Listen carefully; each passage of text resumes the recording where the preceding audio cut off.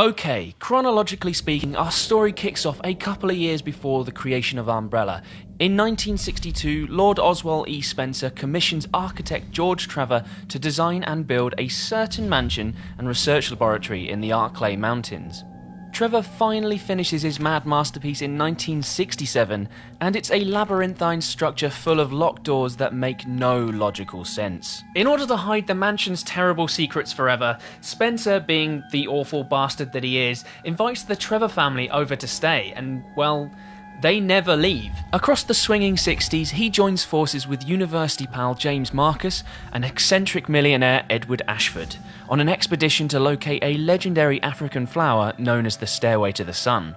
This flower is said to contain powerful properties, and this is confirmed when the trio extract the progenitor virus from it. This virus has the ability to genetically alter organisms, and they immediately transport it back to the USA. Our evil trio then established the Umbrella Corporation as a legitimate pharmaceuticals company as a cover for their totally illegitimate viral research and their ultimate goal of creating a race of superhumans. Or at least that is Spencer's ultimate goal. Ashford becomes increasingly frustrated with the other two, and he makes for Antarctica to set up his own Umbrella research lab, which would later hold the Code Veronica project. Ashford never sees the Code Veronica project come to fruition though, as in July 1968 he is injected with the progenitor virus himself on the orders of all-round bad egg Spencer, and he swiftly dies. He is succeeded by his son Alexander, who takes control of the Antarctica Umbrella Lab in an effort to keep his father's work going, albeit with more of a focus on cloning. Back in the USA, Spencer and Marcus take control of Umbrella facilities in the Arklay Mountains, just outside of Raccoon City.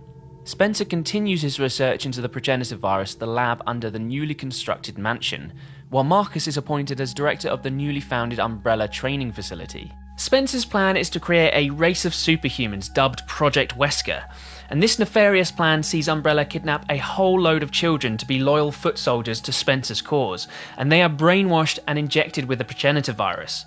Sadly, most of them die, all except a certain Albert Wesker, who we'll come to be quite familiar with across this timeline.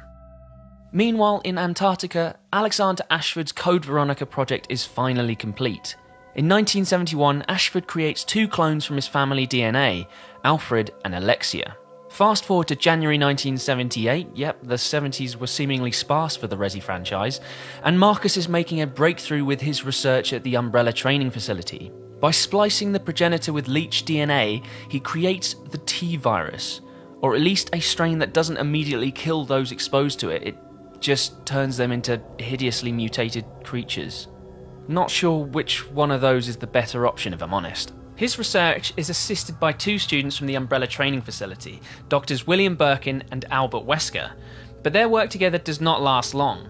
At the end of the school year, Umbrella closes the facility down, and Wesker, Birkin and the T-virus are all moved to Spencer's Arklay research lab. Suspicious of Spencer's motives, Marcus stays behind with his research, and he continues to experiment on anything and everything from mammals to reptiles, all of which will pop up as end-of-level bosses in Resident Evil 0. The early 1980s are not a good time for the Ashford family. Remember Alexia? Well, she's grown up to become a 10-year-old child mastermind, and is promptly appointed the senior researcher at Umbrella's Antarctica lab, much to the annoyance of 21-year-old Wesker. Keep up, Albert. After learning the truth about their origin as clones, Alexia and her brother Alfred vow to hunt down and capture their father, which they succeed in doing in 1983. With Alexander Ashford in her custody, Alexia uses him as a test subject for her research into a new version of the T-virus, known as the T. Veronica virus. Believe it or not, the experiment turns him into a psychotic monster, later known as Nosferatu. No, not that one. Taking the failed experiment on the chin, Alexia uses the data she obtained on her father to inject herself with the T. Veronica virus, while she peacefully sleeps the effects off in a cryogenic chamber for 15 years.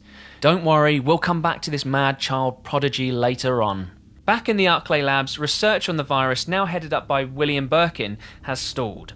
Umbrella has discovered that 10% of the population are naturally immune to the virus, and Birkin sets himself the morbid task of solving this unique problem. His answer comes in the form of a bioorganic weapon, or BOW for short, known as the Hunter, which is born through splicing reptilian and human DNA with the T-virus.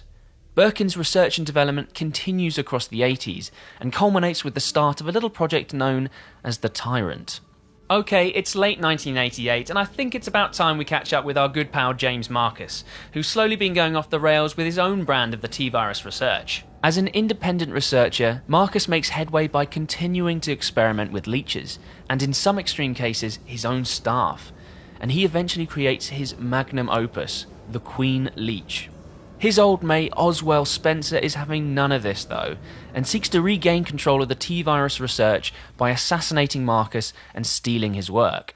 He sends in a team of Umbrella soldiers alongside Wesker and Birkin, and they shoot and kill Marcus before dumping his body and his precious Queen Leech at a nearby sewerage treatment. I wonder if they'll crop back up in this story. Spoilers, they do.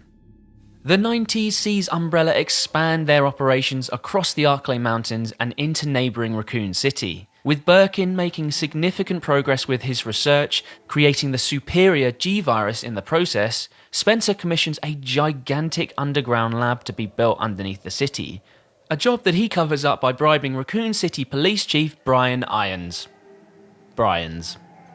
Fast forward to 1996 and the Raccoon City Police Department instigate the inaugural Special Tactics and Rescue Services Unit, or STARS for short. Although it's under the jurisdiction of the RPD, it remains a privately funded independent venture, namely so Umbrella can keep their fingers in the pie. Disgusting. During this time, Albert Wesker is assigned to STARS by Umbrella, and he quickly becomes the captain of the squad's Alpha Team. Okay, we have finally arrived at the most pivotal year in our Resident Evil timeline, 1998, a year that a whopping 5 games from the franchise take place in. In May 1998, there is a catastrophic outbreak of the T-Virus at the Spencer Mansion Labs, and a handful of Cerberus, zombie dogs to you and me, escape into the Arklay Mountains and start killing unfortunate hikers.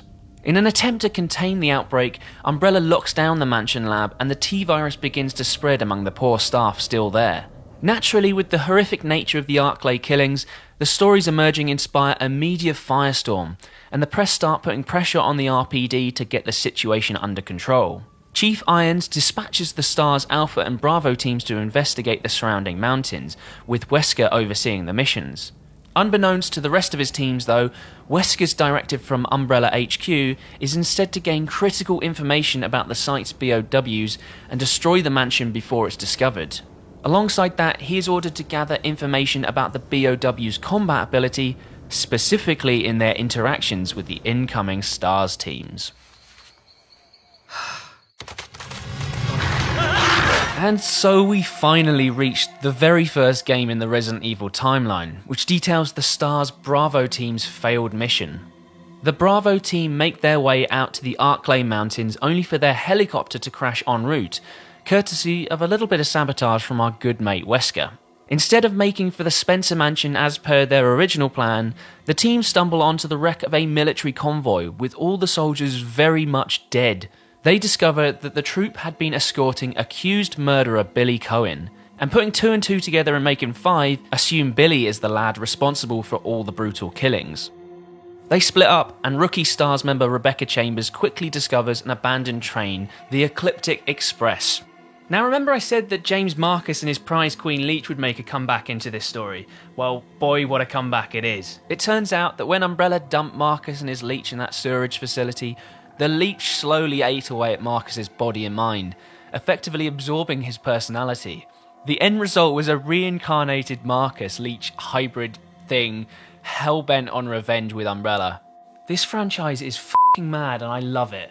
With Marcus back from the dead, he goes to town on the train, and by the time hapless Rebecca Chambers stumbles onto the train, they are all dead, or undead I guess, having been consumed by Marcus's army of leeches.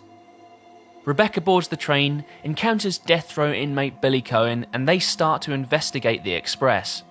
Keen to get the train back on its journey, Wesker and Birkin send in a team of Umbrella soldiers who succeed in getting the train underway, but promptly get chomped by the leeches. Rebecca and Billy manage to bring the train to a stop, albeit a messy one, and emerge from the wreckage at the Umbrella training facility. Marcus, or the hybrid leech thing, reveals himself to Wesker and Birkin, and this leads the duo to activate the facility's self-destruct function. Caught in the middle of all this are poor Rebecca and Billy, who navigate their way out of the facility, kill the Queen Leech, and get to safety before the place blows sky high.